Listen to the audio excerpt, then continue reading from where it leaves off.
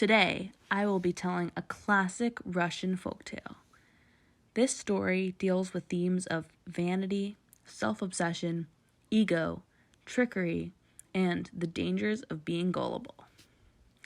This is the story of why bears do not have tails. Long ago, bears had very long and beautiful tails. And there was a bear who really loved his tail. He loved his big, thick, and fluffy tail, and he was very proud of it. And he talked about his tail all the time.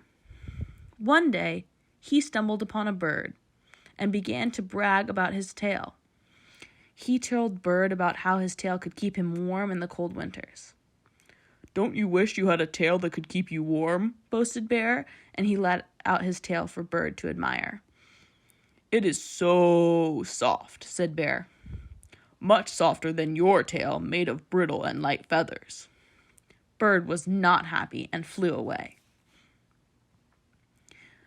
When Bear saw Rabbit, he could not keep himself from talking about his tail. "I just love how long it is," said Bear. "It must be so hard having such a short cotton ball for a tail. You can't do anything with it. It's basically useless. You know, I could use my tail as a scarf, or a jump rope, or to even scratch my nose. It is so useful." Rabbit hopped away angrily. Later, Snake was minding his own business when he was spotted by Bear. "Oh, Snake!" exclaimed Bear. "You love a good tail, don't you? You basically are one." Bear laughed and snorted. Snake hissed. "In fact, my tail's even bigger than all of you." Snake was not amused. Bear kept walking along in the woods when he saw Fox. "Hey, Fox," Bear bumbled over towards him. "Now you have a much more beautiful tail than all of the other animals, but I really don't think it's as warm, soft, long, or useful as mine." Fox was furious, and he wanted to snap back at Bear, but being a cunning and sly, Fox had a different plan. He gathered all of the animals together. "I am so sick of Bear talking about his tail," said Fox. "He said my tail was short and useless," said Rabbit. "He said my tail feathers were too brittle and light," scoffed Bird. "Well, Bear said I wasn't anything more than a tail," cried Snake. "I have a plan," said Fox, and he whispered to the other creatures his plot.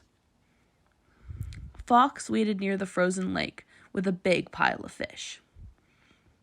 Bear was very hungry, as he was soon to hibernate for the rest of winter, and he smelled Fox's big pile of fish.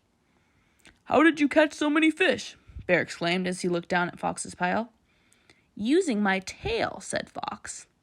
"See, first I made a big hole in the ice and motioned down to the hole that he had made. Then I stick my tail down into the water and wait for a fish to bite. You have to be very patient. When I feel a little nibble, I flick my tail up, and there I have a fish."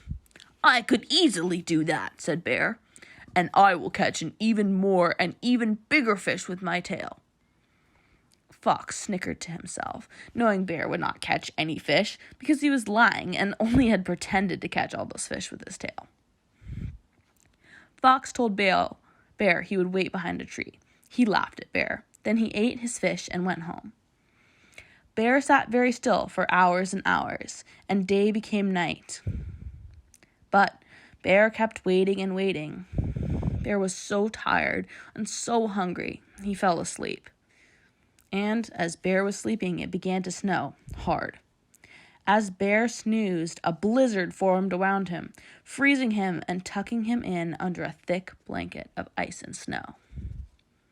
When Bear awoke the next morning, he was covered in ice and snow, and his tail was frozen and stuck in the ice.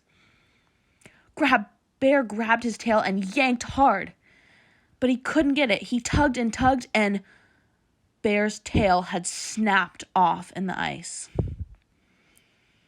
That clever Fox had gotten his revenge, and Bear no longer had a tail. This is why the bear has no tail. And to this day, all bears across the world do not have tails because they were tricked by a very clever fox. The end.